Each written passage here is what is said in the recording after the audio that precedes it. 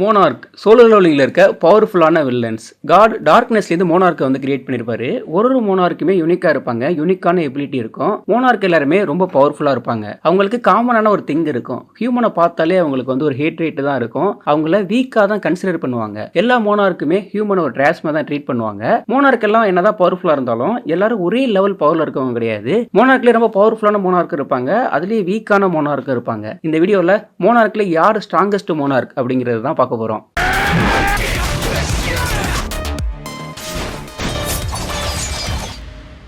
Tenth Legia, monarch of beginning, king of giant. லெஜியாவை ஃபர்ஸ்டே rulers வந்து கேப்சர் பண்ணியிருப்பாங்க.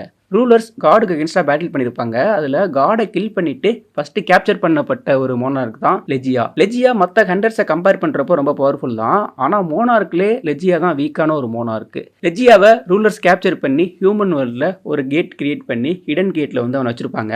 அதோட பாஸாக லெஜியா தான் இருப்பான். ரொம்ப நாள் லாக்கில் தான் இருப்பான். ஜின்னுவை பார்த்தோன்னே ஃப்ரீடம் வரதுக்கான ஒரு சான்ஸ் இருக்கும். லெஜியா கிட்ட வந்து ஒரு யூனிக்கான எபிலிட்டி இருக்கு. லெஜியா வந்து ஒரு ஸ்பெல் யூஸ் பண்ணுவான். அந்த ஸ்பெல் யூஸ் பண்ணுறப்ப என்ன ஆகுனா, அவனுக்கும் அவனோட ஃப்ரெண்டில் இருக்கவங்களும் ரெண்டு பேருமே வந்து பொய் சொல்ல முடியாது. ஸோ அப்படி ஒரு ஸ்பெல் வந்து யூஸ் பண்ணுவான். ஜின்னுவை மீட் பண்றப்போ என்ன நீ ரிலீஸ் பண்ண, நான் உன்னோட சேர்ந்து நிக்கிறேன்னு சொல்லியிருப்பான். ஆக்சுவலா வந்து லெஜியா வந்து அது ஒரு பிளான் போட்டிருப்பான். ஜின்னு வந்து அதில் ஏமாந்துருக்க மாட்டான். லெஜியா வந்து ஹண்டர்ஸை கம்பேர் பண்றப்ப ஸ்ட்ராங் தான். ஆனா ஜின்னுவை கம்பேர் பண்றப்பலாம் லெஜியா ஒண்ணுமே கிடையாது. ஆல்சோ லெஜியாவோட மானாங்கிறது வந்து ரொம்ப வருஷமா ரிலீஸ் ஆயிட்டே இருந்தனால ஸோ அவனோட மானாங்கிறதுமே வீக்காக இருந்திருக்கும். ஜின்னுவுக்கும் லெஜியாவுக்கும் நடந்த பேட்டில் ஜின்னு லெஜியாவை அசால்ட்டாவே கில் பண்ணியிருப்பான். ஸோ அவனுக்கு ஆர்கானிக் பாடி இல்லாதனால ஜின்னுவால் வந்து ஷேடோ எக்ஸ்ட்ராக்ஷன் டெக்னிக் வந்து யூஸ் பண்ணியிருக்க முடியாது. லெஜியா மோனார்க்கா இருக்கனால அவனால பாடி டிரான்ஸ்ஃபர்மேஷன் டெக்னிக்கும் யூஸ் பண்ண முடியும். பட் மற்ற மோனார்க்கா கம்பேர் பண்றப்போ லெஜியா அந்த அளவுக்கு ஒரு பவர்ஃபுல்லான மோனார்க் கிடையாது. 9th டார்னாக், மோனார்க் ஆஃப் அயன் பாடி. டார்னாக்குமே ஹியூமனை வந்து ஒரு ட்ராஷா தான் பார்ப்பான். ஜின்னுவுக்கு அகேன்ஸ்டா பேட்டில் பண்ணி ஜின்னுவை கில் பண்ணணும்னு சொல்லிட்டு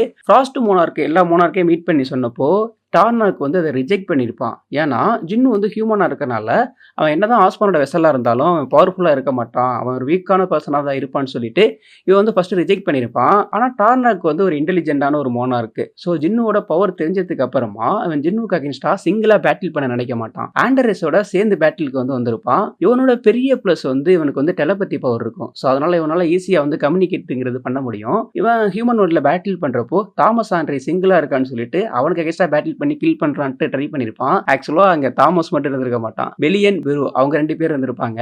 சோ அவங்க 3 பேருக்கு அகைன்ஸ்டா பேட்டில் பண்ற மாதிரி ஆயிடும். இவனோட பெரிய பவர்ங்கிறது அயன் பாடி தான். பட் இந்த 3மே ரொம்ப பவர்ஃபுல்லான ஷேடோஸா இருக்கனால இவனால அவங்களுக்கு அகைன்ஸ்டா வந்து நின்றுக்க முடியாது. அவங்கள்ட்ட இருந்து எஸ்கேப் ஆகிறதுக்காக ஆண்டர்ஸ் கிட்ட கம்யூனிகேட் பண்ண ட்ரை பண்ணுவான். டஸ்க் வந்து அந்த கனெக்ஷன் வந்து கட் பண்ணி விட்டுருவான். 8th Yogumunt, monarch of transfiguration. இவனுக்குமே ஹியூமனை பார்த்தா சுத்தமா பிடிக்காது. ஹியூமன் எல்லாருமே இவனை வீக்கா தான் கன்சிடர் பண்ணுவான். ஜின்னுவோட அப்பாவை பாக்குறப்போ வந்து இதை மென்ஷன் பண்ணியிருந்திருப்பான். இவன் கொஞ்சம் இன்டெலிஜென்ட்டான மோனார்க். டார்னார்க் எப்படி ஜின்னுக்கு அகேன்ஸ்டா பேட்டில் பண்றப்போ அக்ரி பண்ணாம இருந்தாலும் அதே மாதிரி தான் யோகமுண்டுமே வந்து அவனுக்கு அகேன்ஸ்டா பேட்டில் பண்றப்போ வந்து ஒத்துக்கிட்டு இருக்க மாட்டாரு. ஜின்னு ஆஸ்மானோட வெசல், அவன் வந்து மோனார்க்கு அகேன்ஸ்டா இருக்கான்னு சொல்லிட்டு ஆண்டர்ஸ் கிட்ட சொன்னதே யோகமுண்டு தான். யோகமுண்டோட ஃபுல் பவர்லாம் காட்டியிருக்க மாட்டாங்க, பாடி டிரான்ஸ்ஃபர்மேஷன் டெக்னிக் மட்டும் யூஸ் பண்ணியிருப்பான். அதே மாதிரி ஆண்டர்ஸ் வந்து ஹியூமன் வேர்ல்ட்ல பேட்டில் பண்றப்போ டிராகன்ஸை சமன் பண்றதுக்கு நிறைய கேட்டை வந்து யோகமுண்டு தான் ஓபன் பண்ணி இருந்திருப்பான். இவனுக்குமே ஹியூமன் வேர்ல்ட்ல வெசல்ங்கிறது இருக்காது. ஜின்னு டைம் ஆல்டர் பண்றப்போ சிங்கிளாவே மோனார்க் அகைன்ஸ்டா பேட்டில் பண்ணிருப்பான் இல்லையா, அப்போ ஆண்டரஸை கில் பண்றதுக்கு முன்னாடி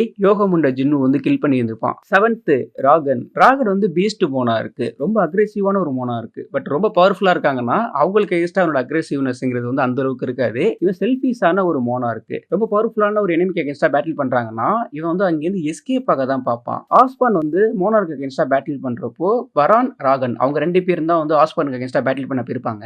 அதுல வரான் ஆஸ்பானுக்கு அகைன்ஸ்டா பேட்டில் பண்றப்போ ஆஸ்பான் வந்து பரானை வந்து கில் பண்ணிருப்பாரு. ராகன் வந்து அங்கிருந்து எஸ்கேப் ஆகி ஓடி வந்திருப்பான். அவனுக்கு உயிரோட இருக்கணும் அப்படின்னா எனிமியோட கூட சேர்ந்துப்பான். சோ அந்த மாதிரி செல்ஃபிஷா இருக்க ஒரு மோனார்க் தான் ராகன். ஜின்னுக்கு அகைன்ஸ்டா பேட்டில் பண்றப்பவுமே இவனால ஜின்னுவை வின் பண்ண முடியாதுன்னு தெரிஞ்சதுக்கு அப்புறமா ஜின்னுவோட சேரதா வந்து சொல்லி இருந்திருப்பான். சோ இவனுக்கு ஒரு பிளான் இருந்திருக்கும், ஆண்டர்ஸ் வந்ததுக்கு அப்புறமா ஜின்னுவை கில் பண்ணிடலாம்னு சொல்லிட்டு. சோ அந்த டைம்ல நம்மளால எஸ்கேப் ஆக முடியுமா அப்படின்னு நினைக்கிற ஒரு கேரக்டர் தான் வந்து ராகன். சோ ராகனோட ஸ்ட்ரென்த்ங்கிறது ரொம்ப அதிகமா இருக்கும். அவனோட பெரிய பவர்ஃபுல்லான எபிலிட்டிங்கிறது டெலகினிசிஸ். ஜின்னுக்கு அகைன்ஸ்டா பேட்டில் பண்றப்போ பாடி டிரான்ஸ்ஃபர்மேஷன் டெக்னிக்குமே வந்து யூஸ் பண்ணியிருப்பான். ராகனால ஜின்னுக்கு அகைன்ஸ்டா நின்றுக்க முடியாது. ராகனை ஜின்னு பேர் ஹேண்ட் யூஸ் பண்ணி 4-5 பஞ்சிலேயே அவன் வந்து அவனை கில் பண்ணியிருந்திருப்பான். 6th Querehsha. Queen of insect. இவளுக்கு வந்து ஒரு லவ் இருக்கும் பிளட் செட் மேல. ஹியூமனை ரொம்ப ரொம்ப ஒஸ்டா தான் கன்சிடர் பண்ணுவா. எல்லாருமே இவளும் ஹியூமனை வீக்கா தான் நினைப்பா. இவளுக்கு வந்து மோனார்க் மேல ஒரு பாண்ட் இருக்கும். ஃப்ராஸ்ட் மோனார்க் ஜின்னுக்கு அகேன்ஸ்டா பேட்டில் பண்ணி அவனை ஃபர்ஸ்டே கில் பண்ணணும்னு சொல்லிட்டு சொன்னப்போ இவ வந்து அக்ரி பண்ணியிருந்திருப்பா. கிறிஸ்டோபர் ரீடு ரூலரோட வெசலா இருக்கனால ரூலரோட வெசல தேடி தேடி மோனார்க் வந்து டீம் ஆகி கில் பண்ணுவாங்க இல்லையா. சோ ரீடுக்கு அகேன்ஸ்டா பேட்டில் பண்றதுக்கு இவளுமே போயிருந்திருப்பா.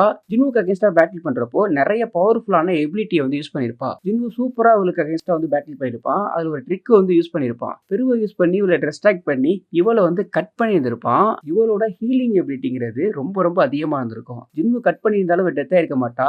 இவளோட எபிலிட்டில நிறைய வெரைட்டிஸ் இருக்கு. இவளால மானாவை மேனிபுலேட் பண்ண முடியும். வெனம் பேஸ் பண்ண அட்டாக்மே வந்து நிறைய யூஸ் பண்ணுவா. இவளால நேக்ரோமேன்சி டெக்னிக்ங்கிறது வந்து யூஸ் பண்ண முடியும். ஜின்னுக்கு அகேன்ஸ்டா பேட்டில் பண்றப்போ இவ வீக்கா இருக்கனால இவளோட டோட்டல் பவரையுமே அவனுக்கு அகேன்ஸ்டா வந்து யூஸ் பண்ண ஸ்டார்ட் பண்ணுவா. ஜின்னு ஃபைனலா அவளை நிறைய பீசஸா வந்து கட் பண்ணி இருந்திருப்பான். ஸோ அவளால ரீஜெனரேட் ஆயிருக்க முடியாது. 5th ஹோச்சுவான் frost monarch. இவனோட அப்பியரன்ஸ்ங்கிறது பார்க்கறதுக்கு நியர்பை ஹியூமனா இருக்கும். இவன் தான் ஜின்னு பவர்ஃபுல் ஆகிறதுக்கு முன்னாடியே அவனை கில் பண்ணலாம்னு சொல்லிட்டு பிளான் பண்ணியிருந்திருப்பான். அதுக்காக நிறைய மோனார்க்கை மீட் பண்ணி டீம் ஆகவும் ட்ரை பண்ணியிருப்பான். அதுல ஒரு சில பேர் வந்து அக்செப்டும் பண்ணியிருப்பாங்க.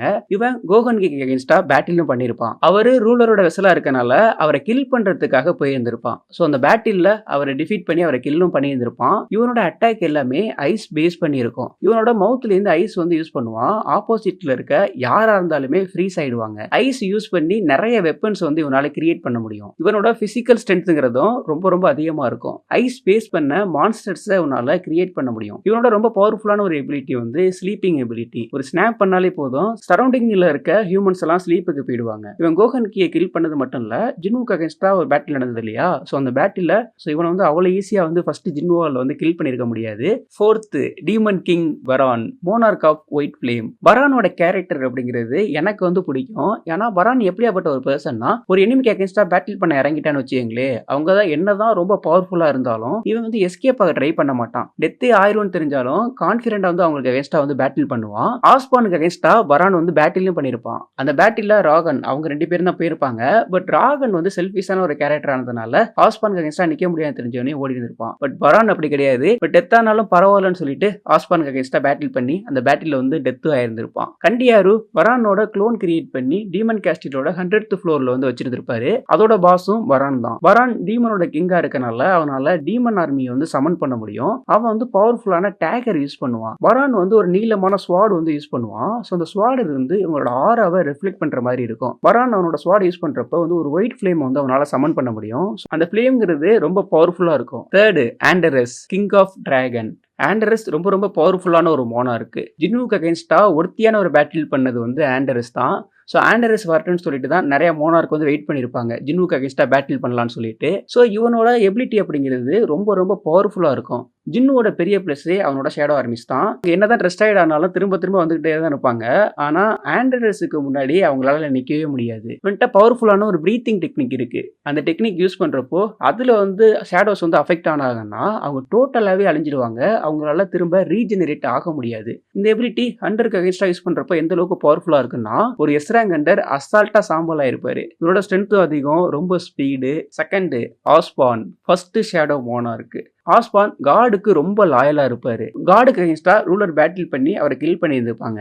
ஆஸ்பானுக்குள்ள வந்து காடு வந்து ஒரு பவர் வச்சிருந்திருப்பாரு. பட் ஃபர்ஸ்ட் வந்து ஆஸ்பானால அதை ரியலைஸ் பண்ணிருக்க முடியாது. ஸோ ஆல்மோஸ்ட் டெத் ஸ்டேஜுக்கு போனதுக்கு அப்புறம் தான் அதை ரியலைஸ் பண்ணி கிங் ஆஃப் டெத் ஆயிருப்பாரு. ஆஸ்பானை பார்த்து மோனார்க்கும் பயந்துருப்பாங்க, ரூலர்ஸும் பயந்துருப்பாங்க. ஏன்னா ஆஸ்பான் அந்த அளவுக்கு பவர்ஃபுல்லா இருந்திருப்பாரு. ஆஸ்பானுக்கு வந்து டார்க்னஸ் மேல ஒரு பெரிய கண்ட்ரோலே இருக்கும். இவரோட ஷேடோ எக்ஸ்ட்ராக்ஷன் டெக்னிக் வந்து யூஸ் பண்ண முடியும். ஸோ அது மட்டும் இல்ல, அந்த ஷேடோ சோல்ஜர் இருக்காங்க இல்லையா, அவங்களோட பவருங்க இவரால 50% வந்து இன்க்ரீஸ் பண்ண முடியும். இவருக்கு வந்து டார்க்னஸ் மேல ஒரு கண்ட்ரோலே வந்திருக்கும். சோ எந்த அளவுக்கு அந்த கண்ட்ரோல்ங்கிறது இருக்குன்னா அந்த டார்க்னஸை இவரால என்னவா வேணாலும் மோல்ட் பண்ண முடியும். ஒரு ட்ரெஸ்ஸாவும் மோல்ட் பண்ண முடியும், ஒரு வெப்பனா மோல்ட் பண்ண முடியும். ஃபர்ஸ்ட் ஜின்னுவோட ஃபைனல் ஸ்டேஜ் சொல்லணும்னா அவரோட பவருங்கிறது வந்து எங்கேயோ இன்க்ரீஸ் ஆயிருந்திருக்கும். அவன்கிட்ட இருக்க ஷேடோ சோல்ஜர்ஸோட கவுண்ட் மட்டுமே 10 மில்லியன். ஜின்னுட்ட நிறைய பவர்ஃபுல்லான வெப்பனும் இருக்கு. இவனோட இம்யூனிட்டி பவர் ரொம்ப அதிகம். பாய்சன் அட்டாக்கும் இவனுக்கு அகேன்ஸ்டா யூஸ் பண்ண முடியாது. ஷேடோ சுவிட்சிங் டெக்னிக்கும் இவனால யூஸ் பண்ண முடியும். ஷேடோஸ் எங்க இருக்காங்களோ இவனால அங்க வந்து சுவிட்ச் ஆகிக்க முடியும். ஸோ அது மட்டும் இல்ல, ஃபைனலா டைமென்ஷன் டிராவலும் இவனால பண்ண முடியும். ஜின்னு தான் எல்லா மோனார்க்லயுமே ரொம்ப ரொம்ப ஸ்ட்ராங்கான மோனார்க்.